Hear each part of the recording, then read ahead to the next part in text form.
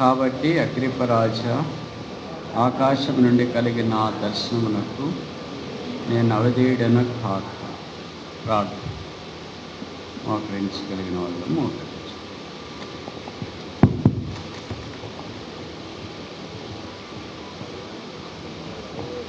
ప్రేమగల తండ్రి యేసుక్రీస్తు ప్రభువారి ధన్యకరమైన, దివ్యమైన, దయగలిగిన, దీర్ఘశాంత నామమున యెహోవా నిస్సి ప్రార్థనా మందిర ఆవరణములో ఈ దినము 3వ దినము కూడా నీ వాక్యము చుట్టూ చేరి రావటానికి మీరు మాకు సహాయపడినందుకు స్తోత్రములు. మొదటి దినము నుండి మీద యేసుపాదం గారిని, చంద్ర గారిని బలపరిచి వాడుకున్నందుకు స్తోత్రములు. నిన్నటి దినాన మానవ హద్దుబాటులో మీరు మాకు సహాయపడినందుకు స్తోత్రములు. ఉదయం నుండి ఇంతవరకు ఆయా స్థలములలో నిలబడి పరిచర్య చేసిన వారందరిని బట్టి మిమ్మల్ని స్తుతిస్తున్నాము. ఈ మధ్యాహ్నము సమీప దూర ప్రాంతాల నుండి కొంతమంది రావటానికి మీరు అనుకూలపరిచినారు. వాతావరణం ప్రతికూలంగా ఉన్నా మీరు సహాయపడి మీ ప్రజలందరినీ బట్టి స్తోత్రములు చెల్లిస్తున్నాము. కనబడని విభాగాల్లో పనిచేస్తున్న వారిని మేలు కొరకై జ్ఞాపం చేసుకొని కృపానుగ్రహించి ఓపిక సహనము దయచేసి వారి పరిచర్యను మనఃపూర్వకముగా మహిమకరముగా చేయనట్లు వారి హస్తములు బలపరచమని ప్రార్థిస్తున్నాం. మమ్మల్ని ప్రేమించి మాకు మరొక దినంలో ప్రవేశం ఇచ్చినారు.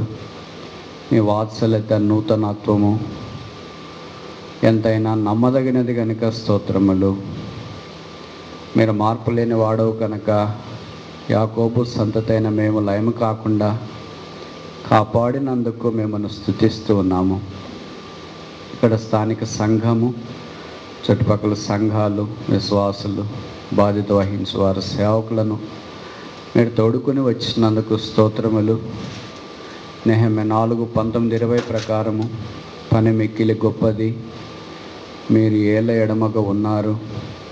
బాకానాదం వినబడగా దగ్గరకు రండి, మన దేవుడు మన పక్షమున యుద్ధము చేయను అని మీ వాక్యమును బట్టి స్తోత్రములు.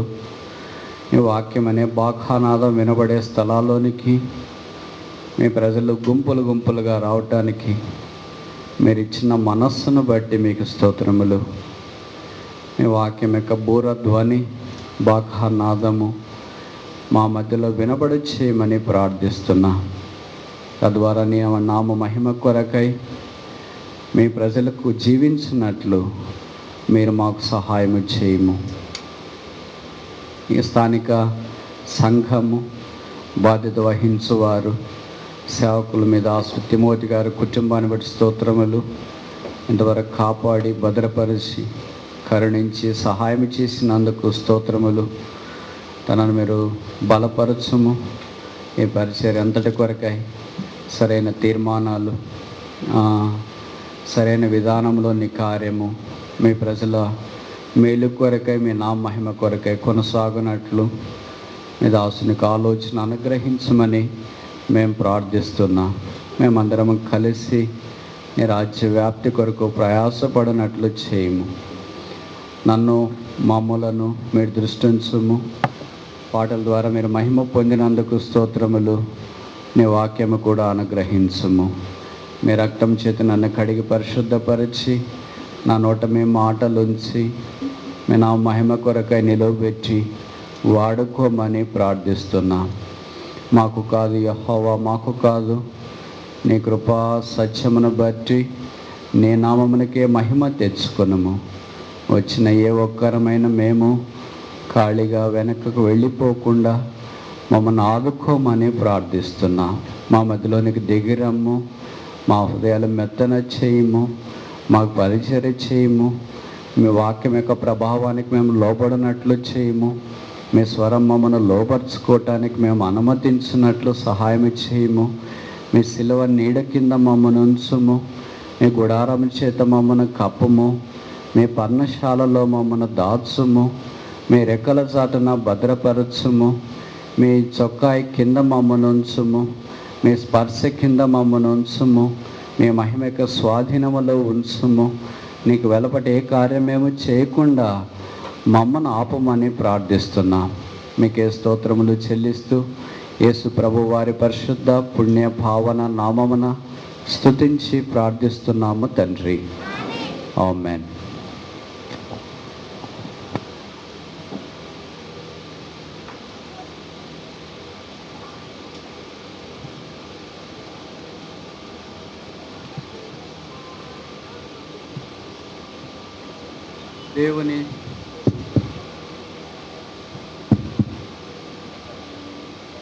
దేవుని సంగమును గురించిన చరిత్ర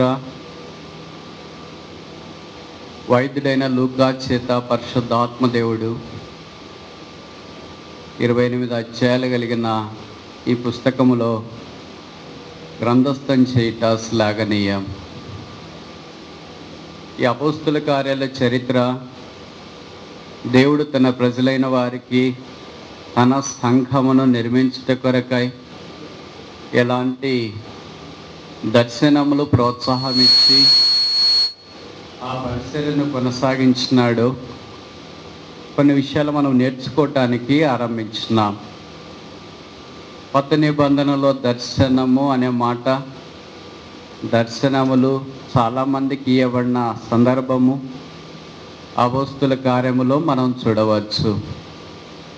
అలాంటి వ్యక్తులలో ఒకడు అపోస్తులైన పౌలు. కనీసం దేవుడు ఆయనకు 5 సార్లు అవసరమైన దర్శనము అనుగ్రహించాడని మన వాక్యమును ఆధారం చేసుకుని పరిగెరుకోవటానికి ఆరంభించున్నాం. మొదటిది విజన్ ఫర్ సాల్వేషన్, రక్షణ కొరకైన దర్శనం. అపోస్తుల కార్యం 9వ అధ్యాయం. రెండవది విజన్ ఫర్ ద సర్వీస్, పరిచర్య కొరకైన దర్శనం. అపోస్తుల కార్యములు 16వ అధ్యాయములో ఐరోపాలో దేవుని వాక్యం ప్రకటించాలని వారికి అందిన ఆహ్వానం, తద్వారా పౌలు వాక్యం ప్రకటించుట, మొట్టమొదట లుదియా అనే వ్యాపారవేత్త ప్రభువులోనికి వచ్చుట, దేవుని సంఘం ఆరంభించబడుట, ఆ ఫిలిప్పీ సంఘం అనేకులకు మాదిరిగా ఉంచబడుట మనకు తెలుసు.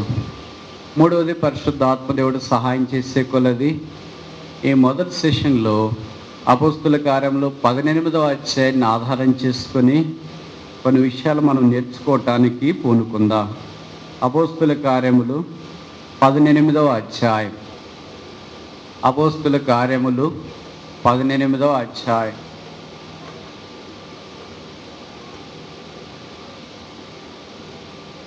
8-9 వచనాలు నేను చదువుతా. అది కూడా ఆ సమాజ మందిరపు అధికారి అయిన క్రిస్పు తన ఇంటి వారందరితో కూడా ప్రభువునందు విశ్వాసం ఉంచెను. మరియు కొరంతీలులో అనేకులు విని విశ్వసించి బాప్తిస్మం పొందిరి.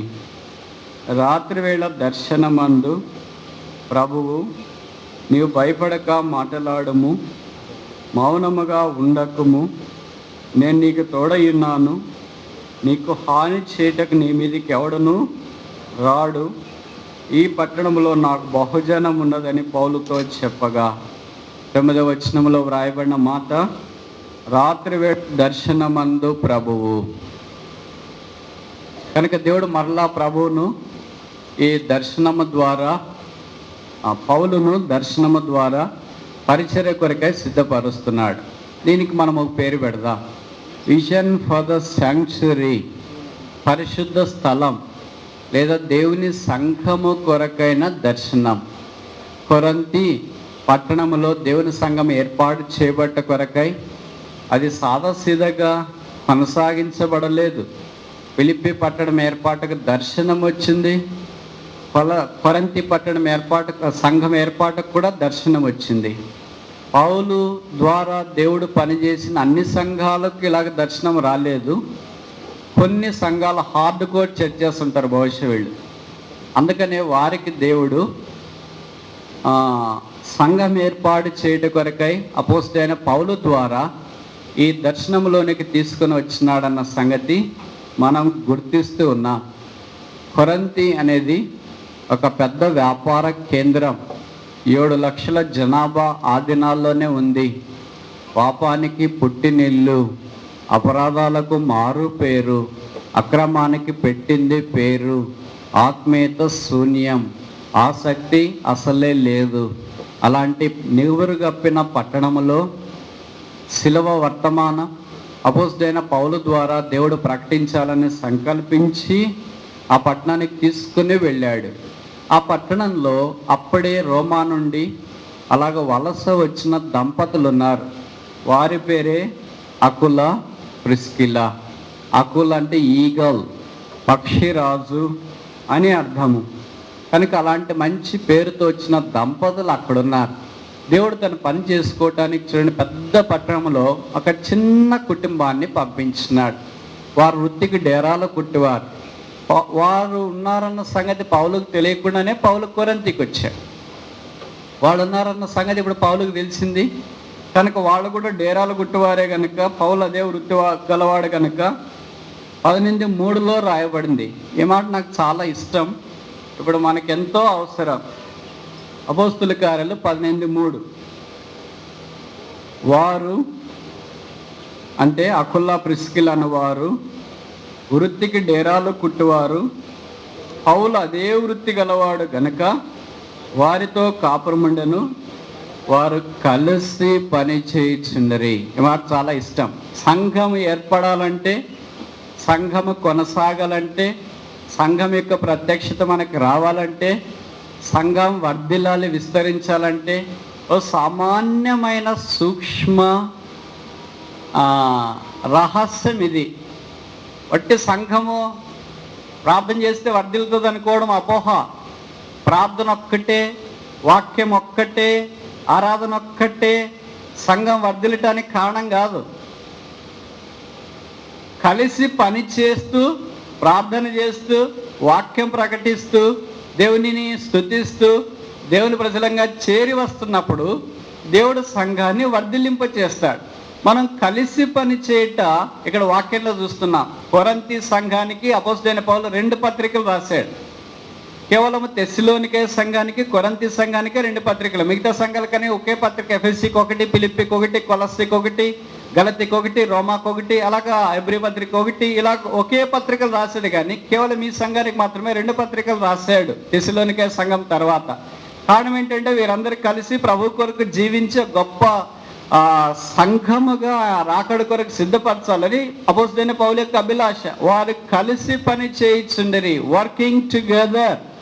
భక్సింగ్ గారి ద్వారా దేవుడు మనకు నేర్పించిన పని ఏంటంటే వర్కింగ్ టుగెదర్. ఇంతకుముందు మిషనరీలు వచ్చినప్పుడు ఎవరో ఒకళ్ళు పని చేసేవాడు, మిగతా వాళ్ళంతా సాధారణంగా వచ్చిపోయేవాడు.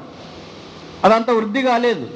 భక్సింగ్ గారు ఈ వాక్యాలన్నీ బైబిల్ చదివిన తర్వాత ఆయన నేర్చుకునేది ఏంటంటే మనం కలిసి పని చేయాలని ఆయనతో పాటు కొంతమంది ఎప్పుడు ఎండ పెట్టుకుపోవడం ఆయన ఆనవాయితీ.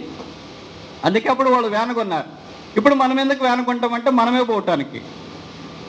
వేనగొన్న ఉద్దేశం అది కాదు. ఈ షుడ్ వర్క్ విత్ అదర్స్. ఆయనతో పాటు ఇంకా కొంతమంది బ్రదర్స్, కొంతమంది సిస్టర్స్, కొంతమంది వంట చేసేవాళ్ళు, వీళ్ళందరూ కలిసి వెళ్ళటానికి ఏమి సాధనం ఉండేది కాదు కనుక ఒక వ్యాన్ ఉంటే మంచిదని వెళ్ళారు.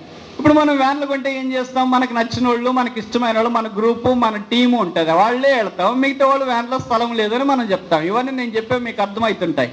ఇక్కడే కాదు, ఎక్కడైనా కానీ జరిగేది ఇదే. కానీ ఇక్కడ ఎందుకు ఈ వ్యాన్ అంటే, ఎందుకు మనం కలిసి వెళ్ళాలి, కలిసి పని చేయాలి. ఇక్కడ పైనుండి కింద దాకా అందరికి కలిసి పని చేస్తారు. ఎవరి పని వాళ్ళు, ఎవరి స్థానం వాళ్ళు, ఎవరి బాధ్యత వాళ్ళు, ఎవరు ఏం చేయాలో వాళ్ళు అలా కలిసి పని చేస్తున్నప్పుడు దేవుడు వారికి దర్శనమీ లేదు, అకుల ప్రిస్కిల్లకి దర్శనమీ లేదు. వాళ్ళు కలిసి పని చేస్తున్నారు. అదే మేము కలిసి పని చేస్తున్నాం కదా, మాకు దర్శనం ఇవ్వాలి కదా, నీకేంటి ఇచ్చినాడని వాళ్ళు అకుల పౌలను వాళ్ళు నిరాకరించలేదు, తృణీకరించలేదు. దేవుడు ఎవరికి ఏది ఇవ్వాలో వాళ్ళకి ఇస్తాడు. వాళ్ళు వచ్చి కలిసి పనిచేసే దాంట్లో వాళ్ళు ఉన్నారు, దర్శనం పొందే దాంట్లో పౌలు ఉన్నాడు కనుక కొంతకాలం వాళ్ళు కలిసి పనిచేసిన తర్వాత వారి సంఘములో చాలా రకాలైన ఉపద్రవం వచ్చింది. అంటే వేరే వారిని దౌర్జన్యం చేయడం, కొట్టడం, ఇంకా అక్కడి నుండి మీరు యేసుప్రభువుని ప్రకటించొద్దని వెళ్ళి పంపించడం, ఇలాంటివన్నీ జరుగుతూ ఉంటే అప్పుడు పౌలు అనుకున్నాడు, బహుశా ఇక్కడికి రావడం దేవుని చిత్తం కాదేమో, కనుక ఇదే ఆఖరి రాత్రి, తర్వాత నేను ఈ ఊరికి రాకూడదు, ఇంక ఇక్కడి నుండి నేను వెళ్ళిపోతాను, బహుశా ఆఖరి రాత్రి పడుకోవటానికి పూనుకున్నాడు. ఆ రాత్రి దేవుడు దర్శనం అంది ఆయనకి ప్రత్యక్షమై, నువ్వు భయపడక మౌనముగా ఉండక మాట్లాడము, నేను నీకు తోడైనాను.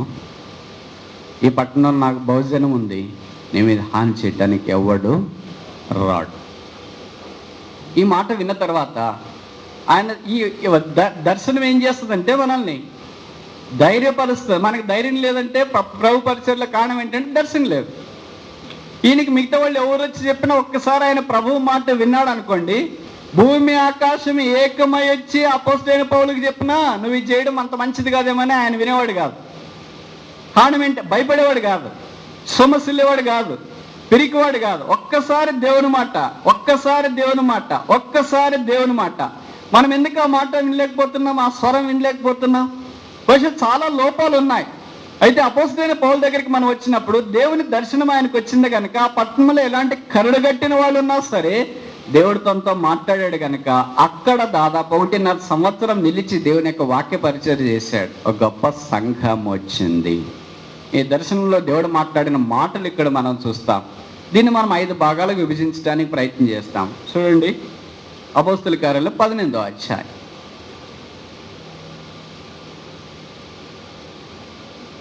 9-10 వచనాలు. అపోస్తల కార్యాలు 18-9-10 వచనాలు.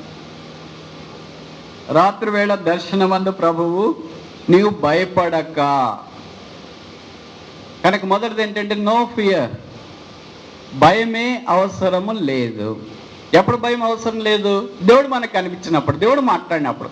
భక్సింగ్ గారు ఎందుకు అంత భయం లేకుండా అంటే పరిస్థితులు, మనుషులు, వాళ్ళు వీళ్ళు ఏమనుకుంటారని అది లేకుండా ఎందుకు చేసాడంటే ఆయనతో దేవుడు మాట్లాడినాడు కనుక. మనం ఎందుకు చేయలేకపోతున్నామంటే దేవుని మాటలు మనం వినలేకపోతున్నాం కనుక. ఒకటే సింపుల్ డిఫరెన్స్. దేవుడు మాట్లాడిన తర్వాత వాళ్ళు ధైర్యంగా ఉంటారు. దేవుడు మాట్లాడలేని వాళ్ళకి అనుమానం ఉంటుంది, ఇది చేస్తే ఎట్లో, అది చేస్తే ఎట్లో, ఎంత లోకం, సమాజం. కొంతమంది అంటారు మనమేం సమాజం కొరకు బతుకుతున్నామా అని. మనం బతుకుతున్నాం కదా. దేవుడి కొరకు బతికేది చాలా తక్కువ. సమాజం కొరకే వాళ్ళేమనుకుంటారో, వీళ్ళేమనుకుంటారో, తలస్తారు, సంఘం ఏమనుకుంటుందో, వీళ్ళేమనుకుంటుందో. ముందే మన నోరు డాష్. ఆ దినాల్లో నోరు అలాంటిది కాదు, ఈ దినాల్లో నోరు అలాంటిది కనుక లేని పనువని మనం మాట్లాడేస్తుంటాం. అందుకే దాని అంతటి కొరకు ఆ దేవుని యొక్క దర్శనం అవసరం కనుక. మొదటిది ఏంటంటే నో ఫియర్, భయము లేదు. రెండవది ఏంటంటే మౌనముగా ఉండక మాట్లాడము, నో సైలెన్స్. అంటే ఇక్కడ మాట్లాడండి అని అర్థం కాదు. కొంతమంది లైబ్రరీలో ఉంటారు. మీలో కూడా కొన్ని కుటుంబాల్లో, కొన్ని సంఘాల లైబ్రరీ అంటే మీకు అర్థమైందా? చదువుకునే వాళ్ళకి అర్థమైంది. లైబ్రరీలోకి అడుగుపెట్టిన వెంటనే ఒక బోర్డు కనిపిస్తుంది, కీప్ సైలెన్స్. నిశ్శబ్దముగా ఉండము, మౌనముగా ఉండము. వెళ్ళింది మొదలుకొని వచ్చేదాకా పక్కన ఫ్రెండ్తో కూడా ఒక మాట మాట్లాడటానికి లేదు. అది దట్స్ కాల్డ్ లైబ్రరీ. కొంతమంది మందిరాన్ని లైబ్రరీగా ఉంచాలనుకుంటారు. వాళ్ళు ఎంటర్ అయినప్పటి నుండి వెళ్ళేదాకా మీరు ఎవరితో మాట్లాడకూడదు, వెళ్ళిన తర్వాత కూడా ఎవరితో మాట్లాడకూడదు. మీ దాన్ని మీరు ఇంటికి వెళ్ళండి.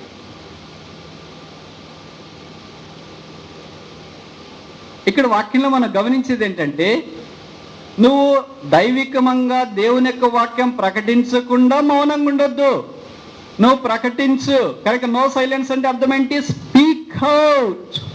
ఇంతకుముందు మనకేం చెప్పేవాళ్ళు అంటే, మనం కొత్తగా రక్షించబడినప్పుడు మీటింగ్ అయిపోయిన వెంటనే అందరిని కలవండి, వెళ్ళి ప్రైజ్ ది లార్డ్ చెప్పండి. వాళ్ళు చెప్పకపోయినా మీరు చెప్పండి. వాళ్ళని ఒక మాట అడగండి, మీరు రక్షించబడినారా అని అడగండి. రక్షించలేని వాళ్ళైతే వాళ్ళని పక్కకి తీసుకెళ్ళి సువార్త చెప్పండి. రక్షించబడినామన్న వాళ్ళైతే పోయిన వారం ఎందుకు రాలేదో అడగండి, వాళ్ళకి సహాయం చేయండి, వాళ్ళ అక్కరేదో తీర్చండి. అవన్నీ అంతకుముందు మనకి చెప్పినారు. ఇప్పుడు అలాంటివి చేస్తే ఇంక ఇక్కడ ఉంటామా? ఆయన పెద్ద భక్తుడు, వచ్చిన వాళ్ళందరినీ పలకరిస్తాడు. మాకు లేదా ఏమి? ఆయనకి అంతుందా, ఆమెకే అంతుందా ఏమి? మాకు భారం లేదా ఏమి? మనము చేయము, చేసేవాళ్ళను కూడా చేయనివ్వు. అందుకే కొంతమంది మందిరానికి వచ్చిన తర్వాత నేను అడుగుతాను, ఏంటి ఇంతకుముందు వచ్చేవాళ్ళు ఇప్పుడు మానేశారండి బ్రదర్? మందిరానికి వెళ్తే ఊరు పట్టించుకోరండి. ఇంతకుముందు బయట పట్టించుకోకపోతే మన సంఘాలకు వచ్చేవాళ్ళు, అక్కడ చాలా పట్టించుకుంటారండి. భక్సింగ్ గారి సహవాసంలోన వెళ్ళిన వెంటనే రండి కూర్చోండి అని. ఇప్పుడు మీరు చూసినారో లేదో నాకు తెలియదు, కానీ మన సహవాసం తప్పు వేరే సహవాసాల్లో మీరు వెళ్ళి చూడమని నేను చెప్పను, కానీ మీరు టీవీలో చూస్తుంటారు. వాళ్ళంతా వాలంటీర్లు ఉంటారు, రోడ్డు మీదే వచ్చేవాళ్ళని రండి రండి రండి రండి అక్కడ దాకా తీసుకెళ్తారు. ఇంకా వాళ్ళు ఏ ఉద్దేశం తీసుకెళ్తారా, ఏం చేస్తారో అది వేరే విషయం. ఇప్పుడు మనలో లేని ఆసక్తి వారికి వచ్చింది, మనలో లేని ఆత్మీయత వారికి వచ్చింది. మనలో లేని దైవికత్వము బయలుడు వారికి వచ్చిందేమో. అందుకని ప్రజలు ఏం చేస్తున్నారంటే ఇక్కడ గుంపులు ఇక్కడికి వచ్చే గుంపులు ఏమైనాయంటే అక్కడ పోతున్నాయి. అక్కడ కాలి చాపులు ఏమైనాయంటే ఇక్కడికి వచ్చి. నేను చెప్పే మాటలు మీకు అర్థమవుతున్నాయి అనుకుంటా. ఇదంతటికి కారణం ఎవరో కాదు, మనమేమనుకున్నా సాతాను చేశాడన్నా. మనం ఏ మాటలు మాట్లాడుతుంటే సాతాడు అనుకుంటాడు, పక్కకి నవ్వుతుంటాడు. అందరు నా మీదకి వస్తారు, నేను ఊరికే దొరికానని నా మీద పడతారేంటి? చేసుకునేదంతా మీరే, తిట్టేది మీరే, తిట్టించుకునేది మీరే, పోట్లాడేది మీరే, ఘర్షణ పడేది మీరే, అన్నీ మీరు చేసుకొని నా మీదకి వస్తారేంటి? వాడు ఊరికే దొరికాడు కదా చీప్గా. అందుకని మనం ఏం మాట్లాడినా సాతాను చేశాడన్నా. సాతాను ఎక్కడ చేశాడు? సాతానుకి దూతలుగా మనమే చేసుకుంటున్నాం. వాడు చేయొద్దు అని అనుకుంటుంటాడు. నేను అస్సలు రావట్లేదబ్బా, మీ మందిరానికే మానేశాను అని. ఎందుకు మానేసావు బ్రదర్ అని సాతాను అడిగితే, ఉండేదంతా నా వాళ్లే కదా అక్కడ, ఇంక మళ్ళీ రావడానికి ఎందుకు? ఇంతకు ముందు అయితే వచ్చేవాడంట, ఎందుకంటే అప్పుడు ఆయన వాళ్ళు ఎవరు లేరు. అందుకని వచ్చి గేటు దగ్గర నిలబడి నా వాళ్ళు ఎవరన్నా వస్తారా అని ఎదురు చూసేవాడు. ఇప్పుడు రావట్లేదు, ఎందుకని? అంతా మన వాళ్ళు అక్కడ, ఇంకా అక్కడికి ఎందుకు వెళ్ళడం? ఎంత విషాదకరమైంది. సంఘ దర్శనం లేనప్పుడు, దైవికమైన విధానంలో మనం సాగిపోతున్నప్పుడు ఇలాంటి నష్టాలు కళ్ళకు కట్టినట్లుగా మనకు చూపిస్తాయి. కనుక మొదటిది ఏంటంటే నో ఫియర్, భయం అవసరం లేదు. రెండవది నో సైలెన్స్, మనం మౌనంగా ఉండవలసిన పని లేదు. ప్రభువుని గురించి ఇతరులతో మాట్లాడాల్సిందే. ఇప్పుడు మనం కొన్ని మందిరాలకు వెళ్తే మాట్లాడినారు, అక్కడ మీటింగ్లో మాట్లాడకూడదు, మీటింగ్ అయిపోయిన తర్వాత మాట్లాడవచ్చు. కానీ ఇప్పుడు మీటింగ్ అయిపోయిన తర్వాత కూడా మాట్లాడకూడదు అని రూల్ పెట్టినారు. మీ మందిరంలో ఉందో లేదో తెలియదు, కానీ చాలా మందిరాల్లో ఇదే ఉంటుంది. బయట ఎవరు మాట్లాడుతున్నారో సీసీటీవీలు పెట్టి చూస్తుంటారు. ఆహా, వాళ్ళిద్దరు అక్కవాళ్ళు మాట్లాడుతున్నారా, వీళ్ళిద్దరు అన్నవాళ్ళు మాట్లాడుతున్నారా, మన వాళ్ళ గురించే మాట్లాడుతుంటారు అని. వాళ్ళిద్దరు మాట్లాడేది వదలకపోతే ఎవరినో ఒకరిని పంపిస్తారు వాళ్ళ దగ్గరికి, వాళ్ళని డిస్టర్బ్ చేయడం. అక్కడి నుండి వాళ్ళు వెళ్ళిపోవడం. నిజంగా వాళ్ళు చెడు మాట్లాడుతుంటే డిస్టర్బ్ చేయాల్సిందే. వాళ్ళు ఏదో అక్క మీరు ఎట్లున్నారు, మీ పిల్లలు ఎట్లున్నారు, మీ తమ్ముడు ఎట్లున్నారు, మీ ఆయన ఎట్లున్నారు, మీ వాళ్ళు ఇంతకుముందు మందిరానికి వచ్చింటే ఇప్పుడు రావట్లేదేంటి, ఇలాంటి మంచి సంగతులు, దైవికమైన సంగతులు మాట్లాడుతుండొచ్చు. కానీ ఈ దురాత్మ వచ్చి ఏం చేస్తుందంటే ప్రజలలో ఉన్న దైవికత్వాన్ని పాడు చేస్తుంది. అందుకే ప్రజలు రావడం తగ్గిపోయారు. అసలు ప్రాథమికంగా దీన్ని ఏమన్నారంటే సహవాసం అన్నారు, చర్చి కాదు. చర్చి ఇంట్లో కూడా ఉంటుంది. ఎక్కడిద్దరు ముగ్గురు ఉంటే నా అమ్మ అక్కడ ఇద్దరు ముగ్గురు ఇంట్లో ఉన్నారు కదా, అక్కడ సంఘం ఉంది కదా.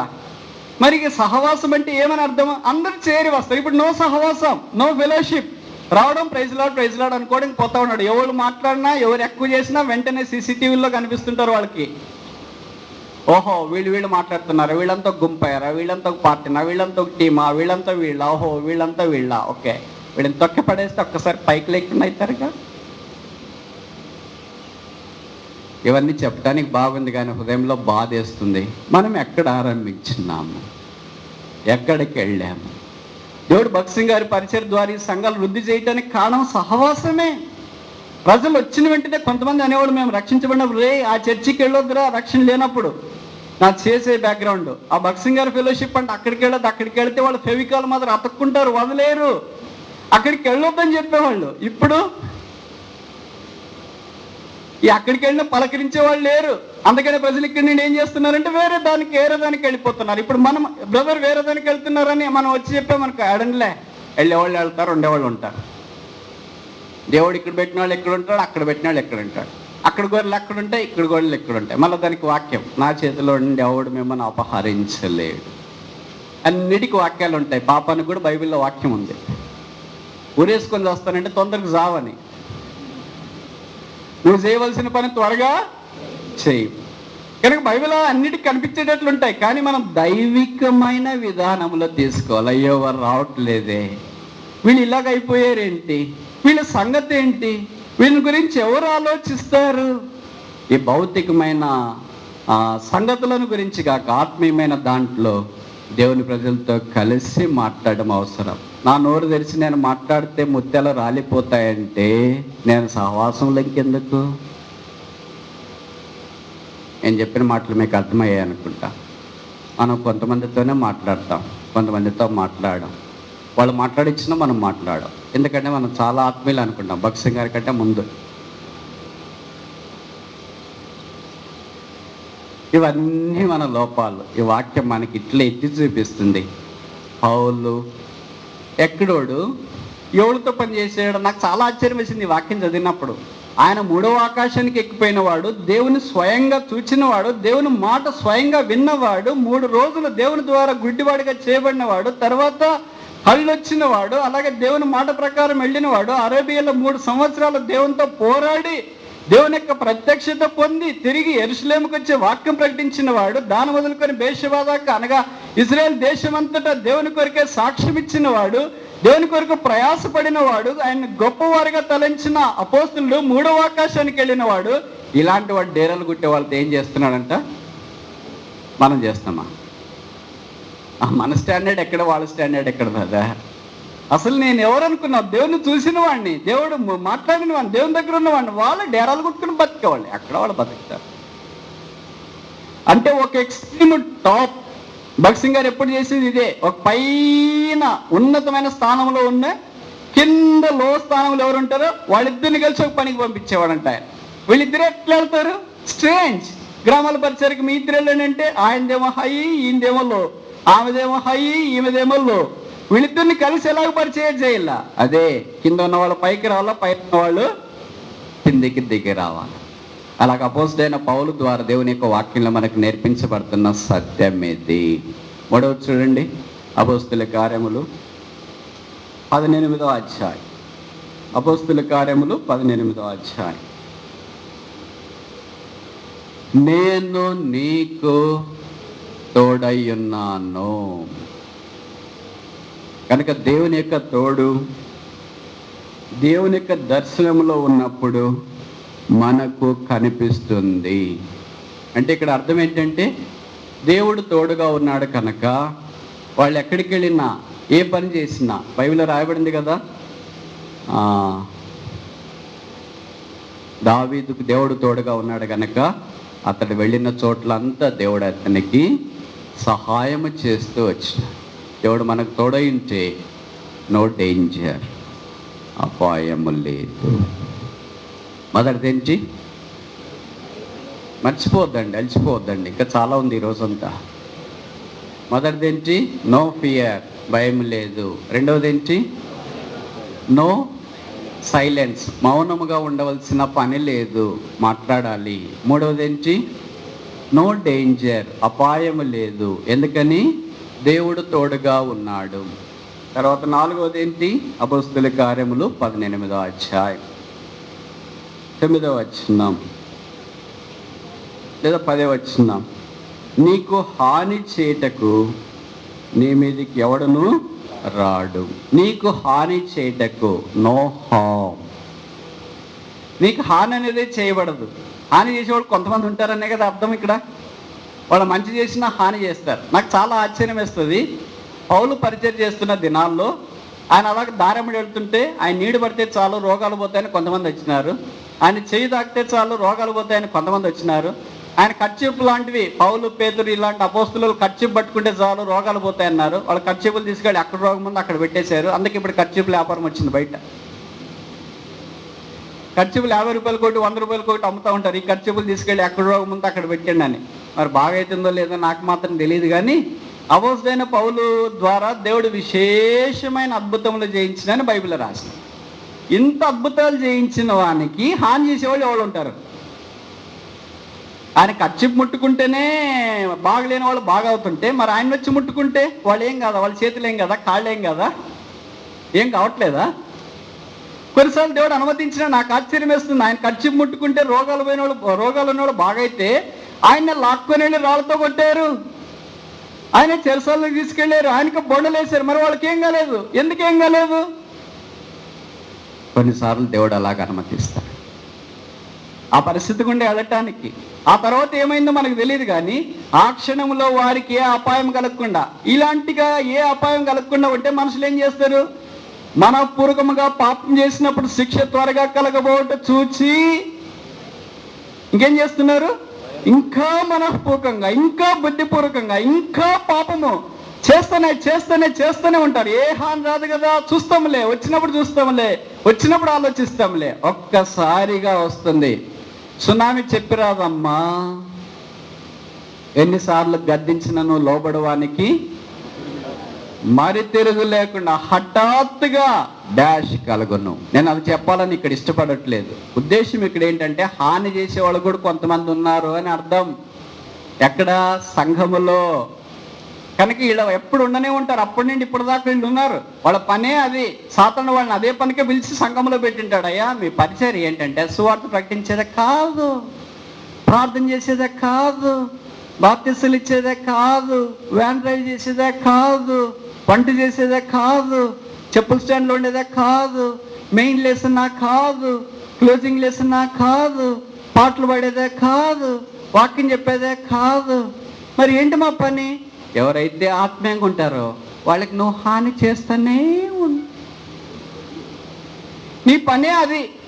ఏం హాని చేయాలనేది ఆ సమయానికి, ఆ వ్యక్తిని బట్టి, ఆ పరిస్థితిని బట్టి నేను నీకు తెలియజేస్తా. ఒకవేళ నేను నీకు తెలియజేయాల్సిన అవసరం లేదు, నువ్వే చూసుకుంటానంటే ఓకే, వెల్ డన్, బడా మంచి నమ్మకమైన మంచి దాసుడా.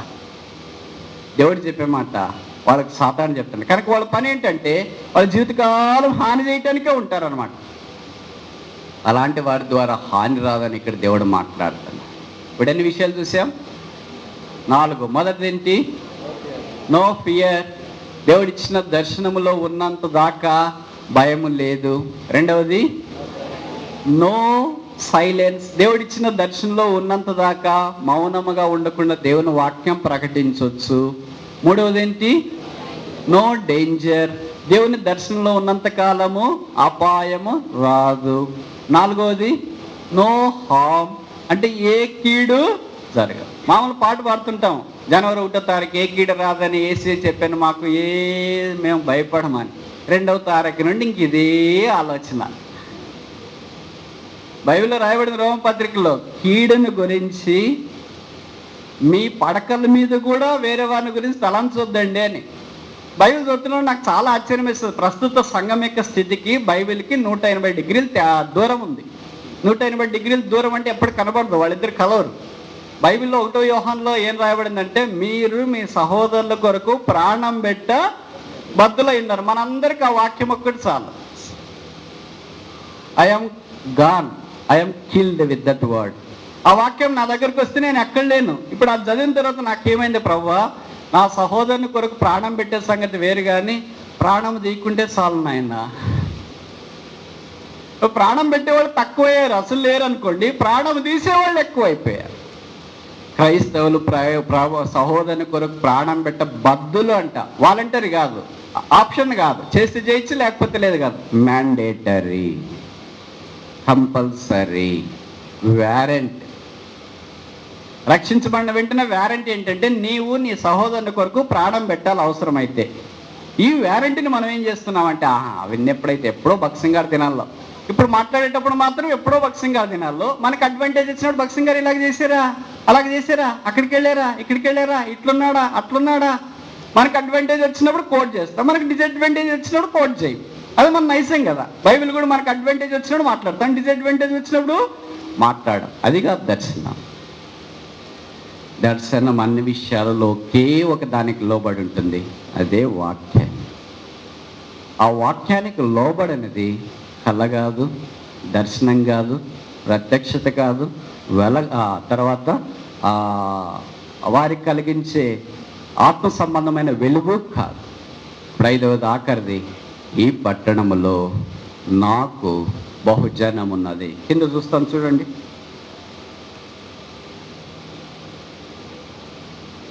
అపోస్తుల కార్యాలు 18వ అధ్యాయం. అపోస్తుల కార్యములు 18వ అధ్యాయము 10వ వచనం. ఈ పట్టణములో నాకు బహుజనం ఉన్నదని పౌలుతో చెప్పగా, not remnant, no remnant but full church.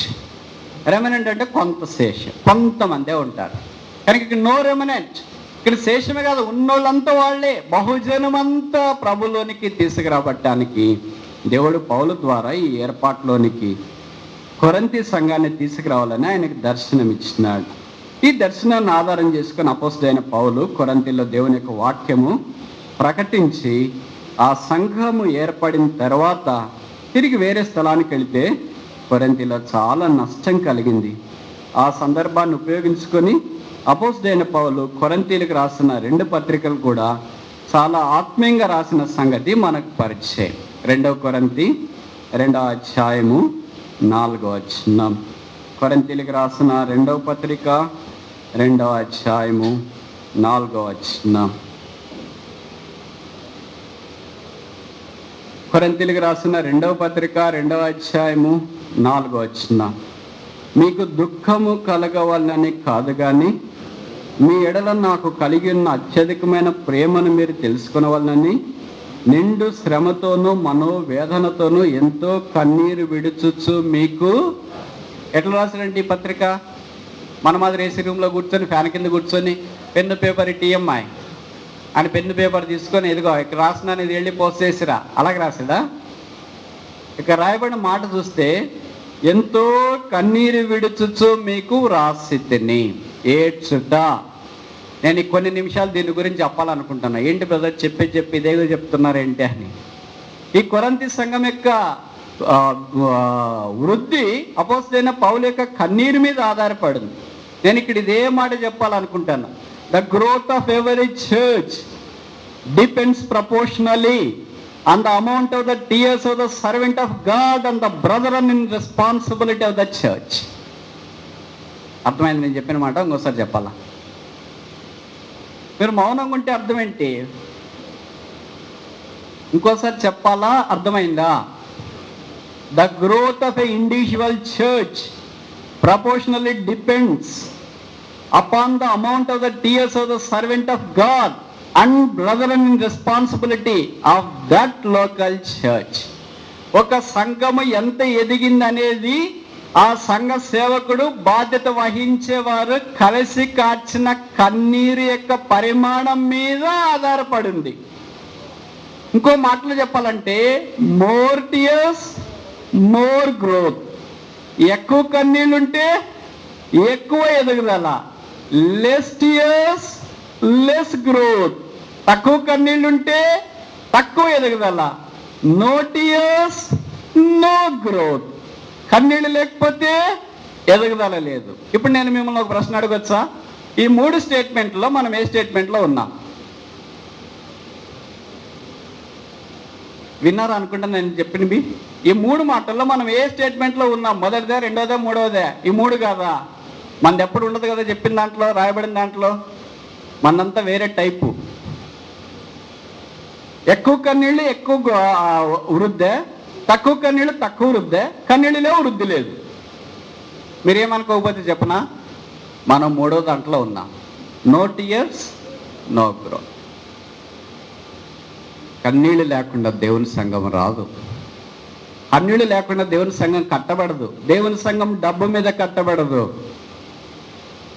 దేవుని సంఘం ఆస్తుల మీద కట్టబడదు. దేవుని సంఘం సౌకర్యాల మీద కట్టబడదు. దేవుని సంఘం మానవుని యొక్క పరిమితుల మీద, జ్ఞానం మీద కట్టబడదు.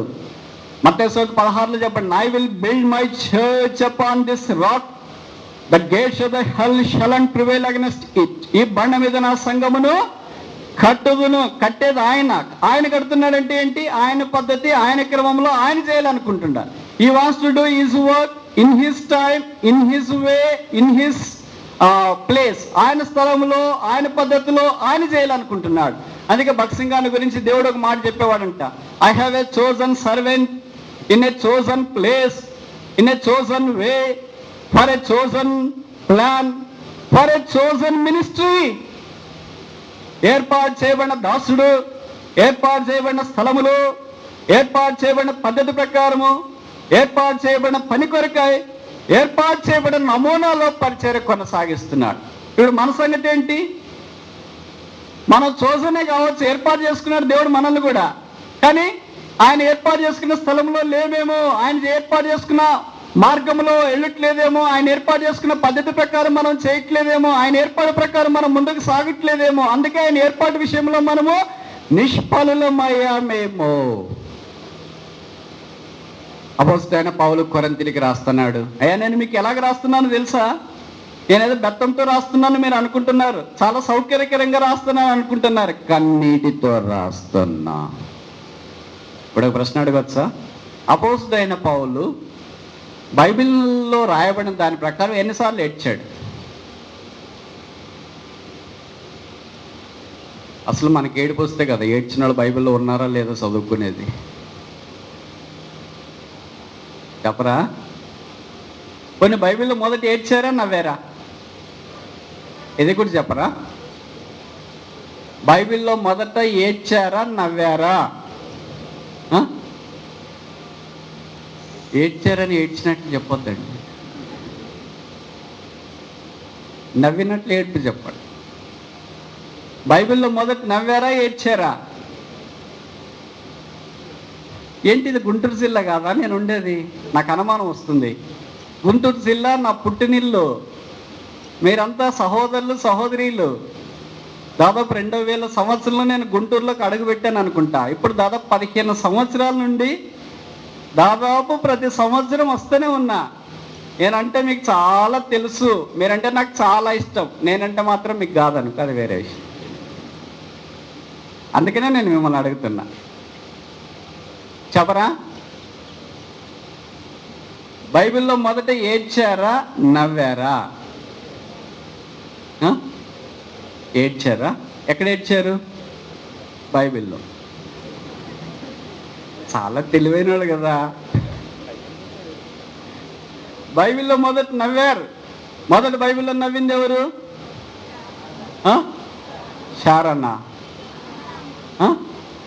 ఆదికాండం 17వ అధ్యాయం 17వ వచనం. ఆదికాండం 17వ అధ్యాయము 17వ వచనం. అప్పుడు అబ్రహాము సాగిలపడి నవ్వి, 100 ఏండ్ల వానికి సంతానము కలుగునా, 90 ఏండ్ల శారా కననా అని తన మనసులో. కనుక 18వ అధ్యాయంలో శారా నవ్వింది, 17వ అధ్యాయంలోనే అబ్రహాము నవ్వాడు. బైబిల్లో మొదట నవ్వు కనిపిస్తుంది, తర్వాత ఏడ్పు. 21:16 ఆదికాండం 21:16. ఆదికాండం 21:16. ఈ పిల్లవాని చావు నేను చూడలేనని అనుకొని వింటి వేత దూరం వెళ్ళి అతనికి ఎదురుగా కూర్చుండెను. ఆమె ఎదురుగా కూర్చుండి ఎలుగెత్తి నవ్వెను అని రాశారా? వెరీ గుడ్, మీరు అందరు ఇక్కడే ఉన్నారు, నేను కూడా. Thank you. మళ్ళీ నాకు అనుమానం, ఎందుకంటే దర్శనాన్ని గురించి చెప్తుంటే మీరు కూడా పరవశులు అయిపోయి దర్శనంలో ఉన్నారేమో, నేను ఒక్కడే భూమి మీద నాకు ఒక్కడికే చెప్పుకుంటున్నానేమో అని. ఇక్కడ రాయబడి మాట అండి, ఎలుగెత్తి ఏడ్చాను. కనుక బైబిల్లో మొదట నవ్వు వచ్చిన తర్వాత ఏడ్పు వచ్చింది. ఎవరు ఏడ్చాలా, ఎవరు నవ్వాలా?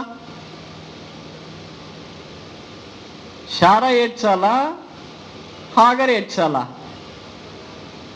సాధారణంగా అయితే శారా ఏడ్చాలి, ఎందుకంటే మనలాంటి వాళ్ళు అయితే పిల్లలు లేరు కదా అని ఏడ్చింటాం. కానీ ఆమెమో నవ్వింది. ఈమెకేం కొడుకు పుట్టాడు. ఇది ఎలా ఉండదు? లోకంలో విడ్డూరంగా ఉంటుంది కదా. పిల్లలు లేని వాళ్ళు ఏమో నవ్వుతుంటారు, పిల్లలు ఉన్న వాళ్ళు ఏమో ఏడుస్తుంటారు. పిల్లలు ఉన్న వాళ్ళు ఎందుకు ఏడుస్తున్నారు? పిల్లలు ఎందుకు కన్నామా అని కాదు, వీళ్ళని ఎలా చూసుకోవాలా, ఎట్లా చేయాలో, ఒక్కడు నా మాట వినట్లేదు, ఒక్కడు మా సంగతి చూడట్లేదు అని రకరకాలుగా మనం తలస్తుంటాం. అందుకే దేవుడు కూడా ఏం చెప్తున్నాడంటే, ఇంతమందిని కన్నాడంట, ఇంతమందిని నేను కన్నానే, వాళ్ళు ఒక్కడన్నా మాట వింటున్నారా ఏంటి? మాట వింటున్నాడా అంటే అర్థం ఏంటి? ఇప్పుడు మేము ఎవరింటికైనా పిలుస్తారు అనుకోండి భోజనానికి, మేము వెళ్తే ఆ ఇంటి వాళ్ళు చెప్తారు, బ్రదర్ మా వాడు మేము చెప్పిన మాటే వినడు బ్రదర్. వినడంటే ఏంటక్క, చెవిటోడా, మిషన్ పెట్టుకుపోయారా అని అంటామా? వింటాడంటే అర్థం ఏంటి? చెవుడని అర్థమా? కాదు, బాగా ఆరోగ్యంగానే ఉంటాడు, చెప్పిన మాటలు వినిపిస్తాయి, కానీ వినడు మా మాట అంటే అర్థం ఏంటి? ఆచరించాడు అని. కనుక దేవుడు నా మాట మీరు వినరు అని మనకు చెప్తే మన అర్థం ఏంటి? వాక్యం వినమని అర్థమా? వాక్యం వింటున్నా, వినుటకు చెవులు గలవాడు వినును కాకంటే వింటున్నాము, కానీ ఆ ప్రకారం మనం జీవించట్లేదు. ఈ దినమందరూ మీరు నా మాట వినిన ఏడలో వాక్యం వింటూనే ఉంటాం, ఆ ప్రకారంగా మనం జీవించాలిగా. కనుక బైబిల్లో ఈ స్త్రీ హాగరి ఏడ్చింది అరణ్యములో. తన కుమారుడు నీళ్లు లేకుండా చనిపోతుంటే ఏడ్చే స్థానంలోనికి హాగరి తీసుకురాబడింది. ఇది నన్ను మన కన్నీళ్ళు ఎలాగున్నాయి? మనం ఆత్మీయముగా సంఘముగా చేరి వచ్చినప్పుడు, మనం చేరి వచ్చిన ఈ సహవాసంలో ఎంతోమంది యేసుక్రీస్తు ప్రభువు అనే నీళ్లు లేకుండా ఎడారిలో అలాగే ఎండిపోయి ఇంక చనిపోతారేమో అని అంటుంటే, ఆగర్ లాంటి దాసులము దాసురాంధ్రము మన పనేంటి? మనం ఏడుస్తున్నామా? కన్నీరు గారుస్తున్నాం. మన కొరకు మనం కన్నీరు గారుస్తున్నా ఏడుస్తున్నాం, దాంట్లో నో డౌట్. ఎవ్వరు చెప్పాల్సిన పని లేదు ఏడవమని.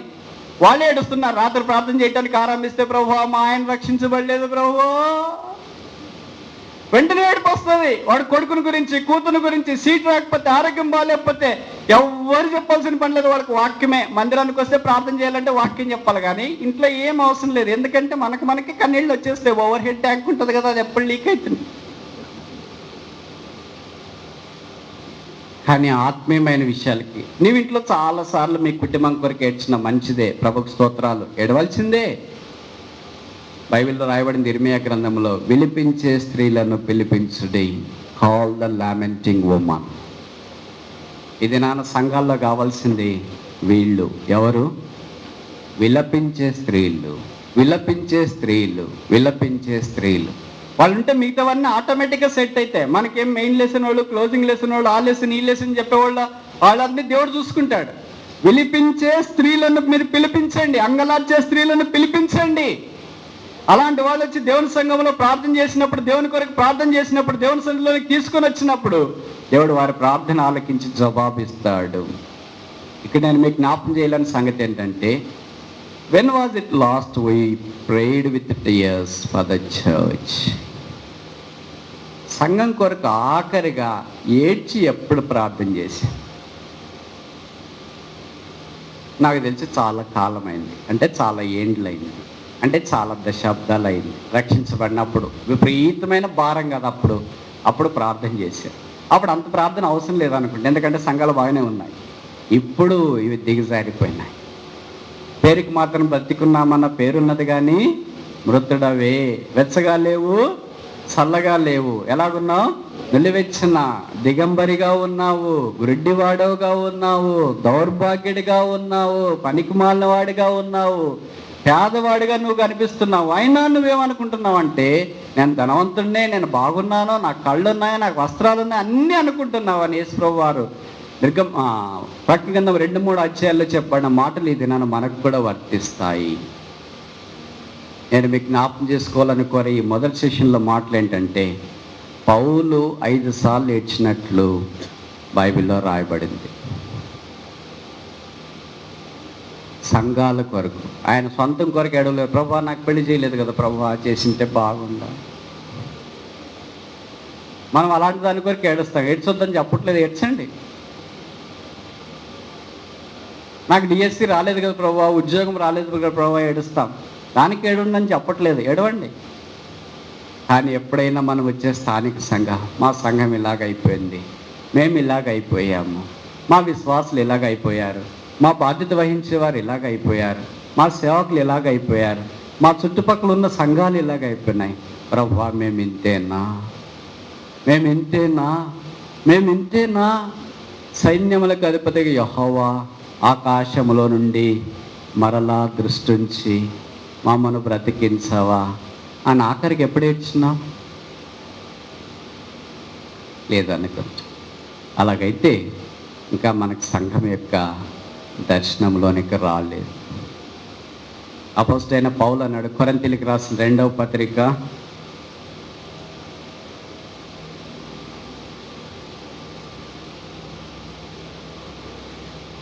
11వ అధ్యాయము 28వ వచనం. 11:28 కొరింథీయులకు రాసిన 2వ పత్రిక 11:28. ఇవియును గాక సంఘములన్నిటిని గూర్చిన చింత కలదు, ఈ భారము దినదినము నాకు కలుగుచున్నది. చింత దేని గురించి మనకు చింత? మనల గురించి మనకు చింత. మనల గురించి చింతపడమని ఎవరు మనకు చెప్పరు. పైపెచ్చి యేసుప్రభు ఏం చెప్పాడంటే, మిమ్మల్ని గురించి చింతపడొద్దండి అని చెప్పాడు. అంటే చింతపడాల్సింది ఏదో ఒకటి ఉందని కదా అర్థము. ఏమది? దేవుని యొక్క సంఘము. మిమ్మల్ని గురించి చింతపడొద్దండి, ఏం తినాలా, ఏం కట్టుకోవాలా, ఎక్కడికి వెళ్ళాలా, ఏం చేయాలని మీరు చింతపడొద్దండి, మీ పరలోక తండ్రికి ఇవన్నీ తెలుసు కనుక ఆయన మీకు ఇస్తాడు అని దేవుడు చెప్తే మనం ఏం చేస్తాం? ఆ ప్రభువా నువ్వు చెప్తానే ఉంటావు ఎప్పటి నుండో, కానీ మరి నువ్వు ఎప్పుడు ఇస్తావో ఎట్లా ఇస్తావో ఏమో తెలియదు కదా, మా పని మేము చేసుకోవాలో, మా ప్రయత్నాలు మేము చేసుకోవాలి కదా అని అనుకుంటూ మనమే చింతపడతాం. అందాన్ని మనం చేసుకుంటూనే ఉంటాం. కానీ దేవుడు చింతపడమని చెప్పింది ఏంటంటే, ఇవి యోగాక సంఘములన్నింటిని గూర్చిన చింత నాకు కలదు, అది దినదినము ఎక్కువ అవసరం. ఎప్పుడైనా చింత వచ్చిందా మీ స్థానిక సంఘాన్ని గురించి, సార్వత్రిక సంఘాన్ని గురించి, మీ జిల్లాలో ఉన్న సంఘాల గురించి? 150 సంఘాలు ఈ జిల్లాలో ఉన్నాయి. నాకు తెలిసి ఏ జిల్లాలోనూ మన సహవాసాలు ఎన్ని లేవు. ఈ 150 సంఘాల్లో ఉన్న విశ్వాసులు, సేవకులు, పరిచర్య చేసేవారు ఎప్పుడైనా ఇలాంటి చింత కలిగి ఉంటే ఎంత బాగుండు. అయ్యా, మా జిల్లాని దేవుడు దర్శించినాడు, అరుణోదయ దర్శనం మా మీద ప్రకాశించింది, కానీ దాన్ని కొనసాగించుకోలేకపోతున్నాం. ఇవ్వడం ఆరంభం తేలికే, కొనసాగించుకోవడమే కష్టం కదా. మరి దీన్ని కొనసాగించడానికి ఏం చేయాలంటే డబ్బులు ఇవ్వాలంటే కష్టం, ఇంకేదైనా ప్రాణం పెట్టాలంటే కష్టం. దేవుడు ఒక్కటే చెప్పాడు, ఏంటది? కన్నీటితో ప్రార్థన. అపోస్తలుడైన పౌలు 5 సార్లు చేసాడు అన్నాను కదా. ఈ కొరింథీయులకు కూడా అదే చేశాడు. కనుక మొదట మనం చూస్తామా, అపోస్తలుల కార్యములు 20వ అధ్యాయం. అపోస్తలుల కార్యములు 20వ అధ్యాయం.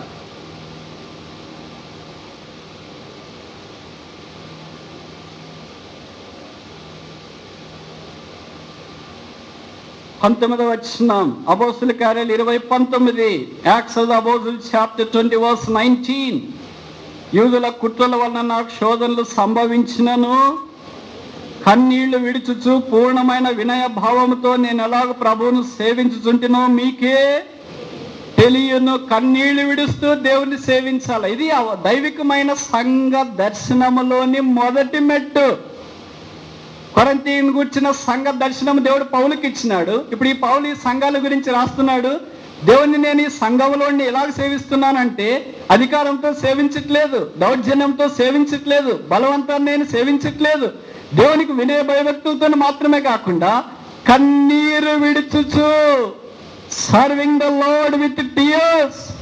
ఎప్పుడైనా మీ సంఘంలో వారు వచ్చినప్పుడు సేవకుడి యొక్క, సేవకురాలి యొక్క, పెద్దల యొక్క, బాధ్యత వహించి పరిచారకుల యొక్క కన్నీరు వాళ్ళు చూసినట్లు గుర్తుందా? ఎంతకాలం మంది నీ కళ్ళల్లో కన్నీళ్లు తిరిగి స్థానిక సంఘం కొరకు?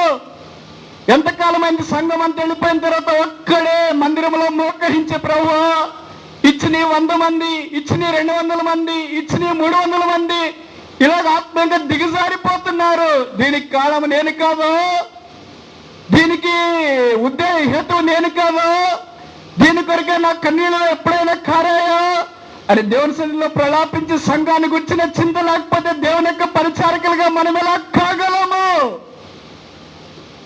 కన్నీళ్లు లేని విశ్వాసి, కన్నీళ్లు లేని పరిచారకుడు, కన్నీళ్లు లేని రెస్పాన్సిబుల్ బ్రదరు, కన్నీళ్లు లేని సేవకులు బహుశా ఈ సంఘమును గురించిన చింతలోనికి రాలేదనుకుంటా. వారి పరిచర్య కొరకాయి ఈ దైవ క్రమంలో దేవుని యొక్క దర్శనములో వెళ్ళటానికి దేవుని మార్గంలో లేరేమో. అపోస్తలుడైన పౌలు కన్నీరు ఇచ్చినాడు. తిరిగి రెండవ చూడండి, లేదా మనం దీని ఒక పేరు పెడతామా గుర్తుంచుకోవటానికి? Tears for preservation.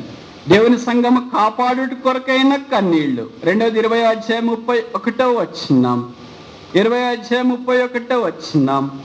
కావున నేను 3 సంవత్సరములు రాత్రింబగళ్ళు కన్నీళ్లు విడుచుచు ప్రతి మనిషిని మానక బుద్ధి చెప్పుతున్నని మీరు జ్ఞాపకం చేసుకుని మెలకువగా ఉండుడి. 3 సంవత్సరాలు కన్నీళ్లు విడుచుచు ప్రతి మనిషినికి మానక బుద్ధి చెప్తూ ఉన్నాడని మీరు జ్ఞాపకం చేసుకునండి. Tears for pleading. దేవుని సంఘంలో ఉన్న ప్రతి వ్యక్తి కొరకు కన్నీళ్లు. ఈ మాట నాకు చాలా ఆశ్చర్యం వేస్తుంది. మనకి ఇష్టమైన వారి కొరకైతే మనం కన్నీళ్లు గరుస్తాం, కానీ వచ్చే 100 మంది విశ్వాసుల్లో మనకి ఇష్టంగా వాళ్ళు కొంతమంది ఉంటారు, మనకి కీడు చేసేవాళ్ళు కొంతమంది ఉంటారు, మనం అంటే ఇష్టపడిన వాళ్ళు కొంతమంది ఉంటారు, మనం బయట పోయి మన గురించి చెడ్డగా చెప్పేవాళ్ళు ఉంటారు. వాళ్ళ కొరకు మనం కన్నీళ్లు గరుస్తామా? లేదు. అయితే మనం కాదు, దీనికి పాత్రలం కాదు, దీనికి యోగ్యులం కాదు. పౌలు యొక్క దర్శనంలోనికి ఇంకా మనం రాలేదు. ఆకాశం నుండి కలిగిన ఆ దర్శనంకే ఇంకా మనం విధేయులు కాలేదు, మనం అవిధేయులమే. If no tears, we are not obedient. If tears, we may be obedient people. కన్నీళ్లు లేకపోతే సంఘం యొక్క దర్శనానికి మనం అవిధేయులమేమో. కన్నీళ్లు కలిగిన కన్నీళ్లుంటే సంఘం యొక్క దర్శనానికి మనం విధేయులమేమో. దేవుని ప్రజలైన వారు సంఘంలోనికి చేరి వచ్చినప్పుడు దేవుని సేవకుని యొక్క కళ్ళల్లో కానీ, విశ్వాసుల కళ్ళల్లో కానీ, తర్వాత బాధ్యత వహించే వారి యొక్క కళ్ళల్లో కానీ వాళ్ళ కన్నీళ్లు చూడకుండా వాళ్ళ ముఖంలో కోపం చూస్తున్నారంటే మనం ఇంకెందుకు ఈ పరిచర్య? ఎవరి కొరకిది? దేని కొరకిది? ఎంతవరకిది? దేన్ని బట్టిది? దేవుని ప్రజలు మోషే కొండ మీద నుండి దిగి వచ్చినప్పుడు ఆయన మహిమను ఆయన ముఖం మీద చూశారు. నేను కొండ మీద లేకపోతే నా దేవుని మహిమ ప్రజలు ఎలాగ చూస్తారు? నేను గదిలో లేకపోతే నా కన్నీరు ప్రజలు ఎలాగ చూస్తారు? ఎప్పుడైనా ప్రజలు వచ్చి తలుపు తట్టిన వెంటనే ఒక్కసారి శోకతప్తమైన కళ్ళతో నువ్వు చూసినప్పుడు నీ ప్రజలు ఎప్పుడైనా నిన్ను అలాగ చూసారా? మా సేవకుడు, మా విశ్వాసి, మా పెద్ద, మా సేవకురాలు, మా మందిరంలో ఉండేవాళ్ళు మా సంఘం కొరక నిత్యము మానక కన్నీరు విడిచి ప్రార్థన చేసేవాళ్ళని పౌలు వలె ఇలాగ మనల్ని గురించి సాక్ష్యం ఇయ్యగలరా? ఇలాగ లేకపోతే ఇంకా మనం ఈ దర్శనంలోనికి రాలేదు. ఇది ఉన్నతమైన శ్రేణి అయి ఉండగా మనం ఏదో పట్టుకుని వేలాడుతున్నాం. డోర్మెంట్ పట్టుకొని గేట్ దగ్గర వేలాడుతున్నాం. బక్సింగారు బక్సింగారు బక్సింగారు బక్సింగారు బక్సింగారు. ఇలా చాలా మందికి తెలుసు, వినింటారు. ఆయన ప్రతి సంఘాన్ని గురించి కన్నీరు కార్చేవారని, ప్రతి పరిచారకుని గురించి కన్నీరు కార్చేవారని. ఆయన నవ్విన ముఖము కంటే ఆయన కన్నీళ్ళు కార్చిన కళ్ళే చూసిన వాళ్ళు చాలా మంది ఎక్కువగా కనిపిస్తున్నారు. దేవుని ప్రజలముగా దేవుని సంఘము కొరకు ఇలాంటిది మనము కలిగి ఉన్నప్పుడు దేవుడు ఆ సంఘాన్ని కన్నీళ్లతో కడతాడు. మొదటిది యేసుప్రభు రక్తం, రెండవది పరిచారకుల యొక్క కన్నీళ్లు. ఈ రెండు లేకపోతే ఆ సంఘం నిలవబడదు. మొదటిది ఎలాగో ఉంది, యేసుప్రభు రక్తం ఎలాగో ఉంది. ఇప్పుడు రెండవది అవసరం, అదేంటంటే పరిచారకుల యొక్క కన్నీళ్లు. అదే ఇప్పుడు కొరత. మూడవది చూస్తాం. ఫిలిప్పీ పత్రిక 3వ అధ్యాయం 18వ వచనం. ఫిలిప్పీ 3:18.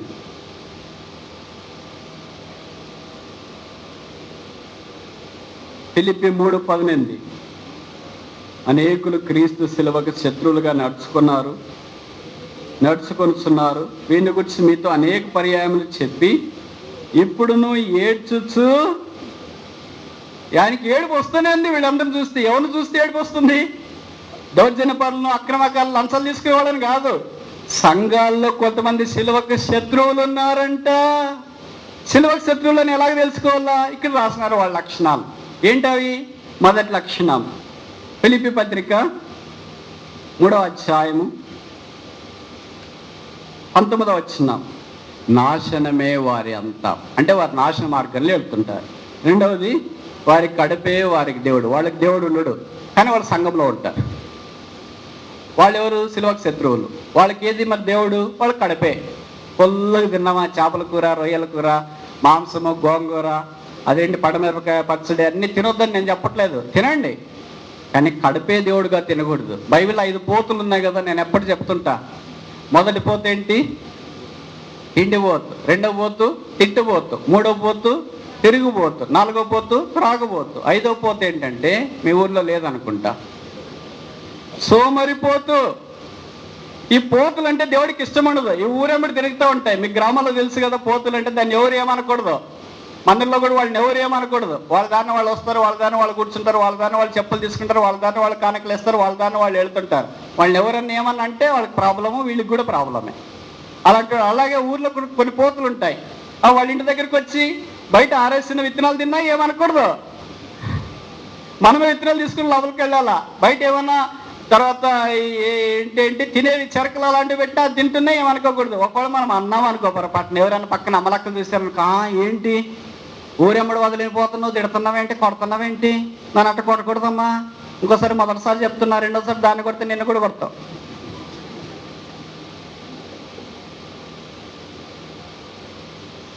ఈ పోతుల్లో ఒక పోతు శిలువకు శత్రువు. ఆ పోతు ఏంటంటే చెప్పరేంటి? వారి కడుపే వారికి దేవుడని తలంచి తిండిపోతుంది.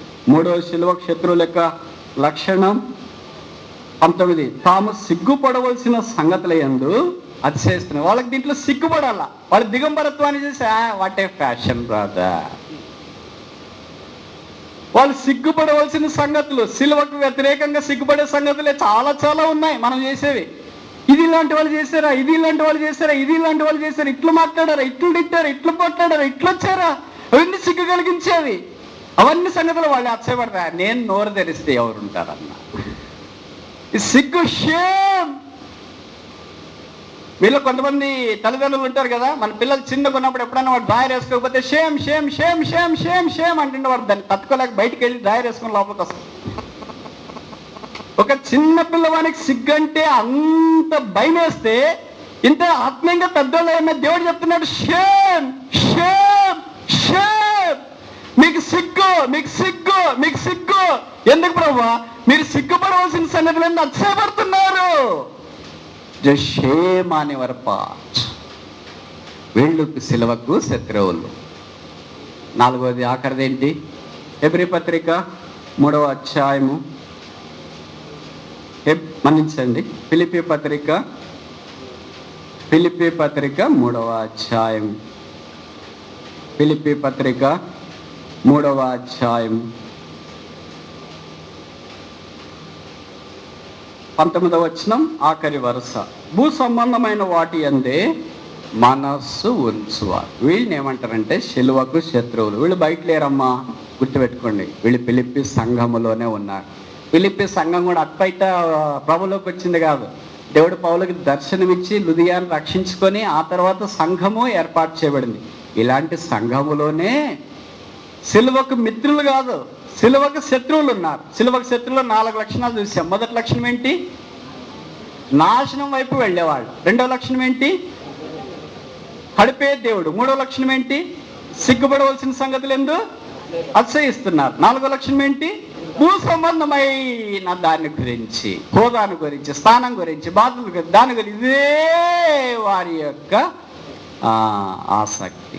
వీళ్ళు ఎవరంటే, ఇలాంటి లక్షణాలు మీకు మందిరంలో ఉన్న వాళ్ళకి అనిపించినారంటే వీళ్ళు మీరు ఎవరైనా అనుకోవాలంటే they are enemies of cross, not friends of cross. వారు సిలువకు శత్రువులు, వారు సిలువకు మిత్రులు కాదు. కనుక శత్రువులకి ఎలాగుంటామంటే దూరం ఉంటాం. ఓ కనిపించే మిత్రుడు శత్రువుగా మారితే అపాయము. మిత్రుడే శత్రువు అయిన దినాలు ఈ దినాల్లో సంఘాల్లో ఉన్నాయి. మనతోనే ఉంటారు, కానీ చేయవలసిన కీడంతా చాపు కింద చేసేస్తారు. మళ్ళీ బయటకు వచ్చి అన్నా ఎవరన్నా చేసింది, ఈ కొరకు రాత్రంతా ప్రార్థన చేసామన్నా. రాత్రంతా ఏం ప్రార్థన చేసినాడు, రాత్రంతా స్కీమ్ చేసింటారు. వీళ్ళు మనల్ని మోసపరచవచ్చు, మనల్ని సేవకుల్ని, బోధకుల్ని, కాపర్లు, వీళ్ళందరూ మోసపరచవచ్చు మనల్ని. They cannot deceive God. దేవుడిని మోసపరచలేరు. They cannot cheat God. దేవుణ్ణి వంచలేరు. ఒక దినం వస్తుంది, దేవుడు వాళ్ళకి తగింది నియమించినప్పుడు అందరి ఎదుట వాళ్ళకి సిగ్గు. ఆ దినం దాకా అలాగే ఉంటాను. కనుక ఇలాంటి వాళ్ళని గురించి పౌలు ఏం చేసేదంటే కన్నీరు విడిచి ప్రార్థన చేస్తూ వచ్చినాడు. ఇప్పుడు పౌలు ఎన్నిసార్లు ఏడ్చినాడని మనం చూసాం? 3 సార్లు. మొదటిదేంటి? Tears for. అపోస్తుల కార్యములు 20వ అధ్యాయంలో మనం చూసాం కదా, మీరు మర్చిపోకూడదు. అపోస్తుల కార్యములు 20వ అధ్యాయంలో మనం ఇంతవరకు జ్ఞాపకం చేసుకుంటూ వచ్చినాం. Tears for preservation. దేవుని ప్రజలు భద్రంగా కాపాడబడాలని కన్నీరు విడిచినాడు. రెండవది టీయర్స్ ఫర్ ప్లీడింగ్. దేవుని ప్రజలను బ్రతిమాలుకోవటానికి కన్నీళ్ళు ఇచ్చినాడు. మూడవది టీయర్స్ ఫర్ ప్రీచింగ్. సిలువకు శత్రులైన వారికి దేవుని యొక్క వాక్యం ప్రకటించట కొరకే ఆయన కన్నీళ్ళు ఇచ్చినాడు. నాలుగవది ఇందాక కొరింథీయులకు రాసిన 2వ పత్రిక 2వ అధ్యాయం 4వ వచనంలో మనం చూస్తాం. Tears for penning. వాక్యం రాయటానికి పెండ్ టీయర్స్ అంటే కలములో నుండి జాలువారిన మాటలు బయటికి రావటానికి చేతులు కలం పట్టుకున్నాయి, కానీ హృదయం ఘోషించింది, కళ్ళలో నుండి కన్నీళ్ళు వచ్చినాయి. 5వది ఆఖరిది చూస్తాం. అపోస్తుల కార్యాలు 20వ అధ్యాయం 36వ వచనం.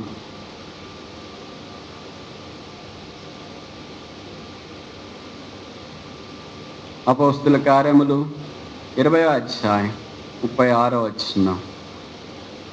అతడు ఇలాగ చెప్పి మోకాళ్ళని వారందరితో ప్రార్థన చేసిను. అప్పుడు వారందరూ చాలా ఏడ్చిరి.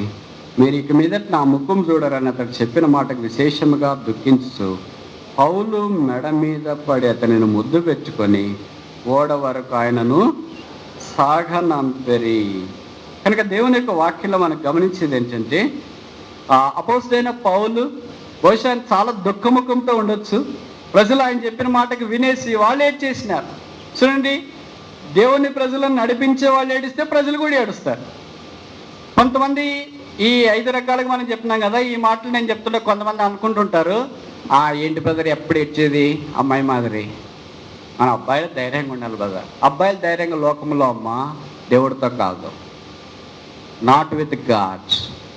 దేవుడి దగ్గరికి వచ్చినప్పుడు హృదయం విరిగిపోయిన హృదయం ఎలాంటిదో, పౌలు లాంటోడు ఏడ్చాడంటే, నీకు కన్నీళ్ళు రావట్లేదంటే నువ్వెవరై ఉండాలా? నాకు చాలాసార్లు ఆశ్చర్యం వేసేది, పౌలు సామాన్యమైనడు కాదు, దాన్ని పోయే దానే కాదు, మూడవ ఆకాశానికి వెక్కి వచ్చింప శక్యము కాని దేవుని సంగతులన్నీ విని 14 పత్రికలు రాసి 35 సంవత్సరాల మధ్యధరా సముద్రం అంతా కలయి తిరిగి వేల కొలది ప్రజలను రక్షణార్థమైన వెలుగులోనికి తీసుకొని వచ్చిన వాడు ఏడిస్తే మన సంగతి ఏంటి? దేవుణ్ణి ముఖాముఖిగా చూసి దర్శనంలో మాటలు విన్నవాడు ఏడిస్తే మన సంగతి ఏంటి? సంఘాన్ని నిర్మించిన వాడు ఏడవగలిగితే మన సంగతి ఏంటి? దేవుని యొక్క నామ మహిమ కొరకు తన దేహాన్ని శిలువ శ్రమల్లో మిగిలిన శ్రమలు భరించడానికి అప్పగించుకున్నవాడు ఏడిస్తే మన సంగతి ఏంటి? ఒకటి తక్కువ 40 దెబ్బలు 3 సార్లు శరీరం మందు తిన్నవాడు ఏడిస్తే మన సంగతి ఏంటి? జాగరణలతో ఉపవాసంతో దేవుని ప్రజలైన వారిని దేవుని పవిత్రాలైన కన్యకగా సిద్ధపరచాలన్న అపోస్తలుడైన పౌలు ఏడిస్తే మన సంగతి ఏంటి? కొత్త నిబంధన దినాల్లో దేవుని యొక్క వాక్యాన్ని ఉన్నతమైన విధానంలో ప్రకటించగలిగిన వాడు ఏడిస్తే మన సంగతి ఏంటి? ఎంతో మందిని దైవికంగా పరిచారకులుగా సిద్ధపరిచినగా వాడే ఏడిస్తే మన సంగతి ఏంటి? విశేషమైన అద్భుతాలు చేసిన వాడే దేవుని సన్నిధిలోకి వచ్చినప్పుడు ఏడిస్తే మన సంగతి ఏంటి? కచ్చి ముట్టుకుంటేనే రోగాలు బాగైన వాడు ఏడిస్తే మన సంగతి ఏంటి? పాము గరిస్తే వదిలేస్తే పాము విషం ఎక్కున్నా ఉన్నవాడే ఏడిస్తే మన సంగతి ఏంటి? చనిపోయిన అబ్బాయి ఐతికి దగ్గరికి వెళ్ళి ప్రార్థన చేస్తే చనిపోయిన వాడిని బయటికి తీసుకొని వచ్చిన వాడు ఏడిస్తే మన సంగతి ఏంటి? ఎంత పడిపోయాము, ఎంత జారిపోయాము, ఎంత దాటిపోయాము. ఊరికే భక్సింగ్ గారి పేరు పెట్టుకుని దర్శనము దర్శనము దర్శనమని ఆ మైకములో పడిపోయాము. వద్దు, ఈ మధ్యాహ్నం తిరిగి ప్రభు దగ్గరికి వస్తావు. ఏడ్చే కన్నీళ్ళు లేకపోతే గద్దించే నోరు నీకు లేదు. పగిలిన గుండె నీకు లేకపోతే వేరే వారి యొక్క మనసు పగిలే మాటలు పలికే నోరు నీకు అనవసరం. ఏడ్చే కన్నీళ్ళు కలిగిన వారు, పగిలిన గుండె కలిగిన వారు, దేహాన్ని ప్రభు కొరకు అప్పగించగలిగిన వారు, దేవుడి ప్రజలతో కలిసి పనిచేయడానికి ఇష్టపడిన వారు, దర్శనం కలిగిన వారిని దేవుడు చేయబెట్టిన దగ్గర అంతా ఆశీర్వదించి, వారిలో ఒంటరైన వాడు 10,000 ఎన్నిక లేని వాడు బలమైన జనమగును, యెహోవానగు నేను ఈ కార్యము చేస్తా. ఈ మధ్యాహ్నం మంచి జవాబేంటి? ఈ సంవత్సరంలో 5 నెలలు గడిచిపోయినాయి. ఏ రోజైనా ఖాళీగా ఉన్నప్పుడు నీ కొరకు ఏడ్చావు, ఎంసెట్ సీట్ రాలేదని ఏడ్చావు, డిఎస్సి సీట్ రాలేదని ఏడ్చావు, పెళ్లి కాలేదని ఏడ్చావు, రోగం వచ్చిందని ఏడ్చావు, కుటుంబం తలకిందులైపోయిందని ఏడ్చావు, అప్పులని ఏడ్చావు, పేదరికమైందని ఏడ్చావు, పొలాలు పండలేదని ఏడ్చావు, ధర రాలేదని ఏడ్చావు, నష్టపోయావని ఏడ్చావు, కుటుంబంలో భార్య భర్త పిల్లలు వీరందరిని బట్టి పరిస్థితులన్నిటి బట్టి నువ్వు ఏడ్చావు. కానీ ఏ రోజైనా ఒక మూలకెళ్ళి ఒక కుదిరిన రోజు, ప్రభువా మా స్థానిక సంఘం ఇట్లయింది, మా పరిచారకులు ఇలాగయ్యారు, మా సేవకులు ఇలాగయ్యారు, మా బోధకులు ఇలాగయ్యారు, మా కాపర్లు ఇలాగయ్యారు, మా ఉపదేశకులు ఇలాగయ్యారు, మేము ఇలాగయ్యాము, మాకు సిగ్గే తగి ఉన్నది. ఎజ్రాలో రాయబడింది, ఎజ్రా ఏడ్చి దేవుని సన్నిధిలో ప్రార్థన చేయగా, వాక్యము 5 కాండాలు కంటతో పెట్టిన ఎజ్రా లాంటి వాడు ఏడిస్తే మన సంగతి ఏంటి?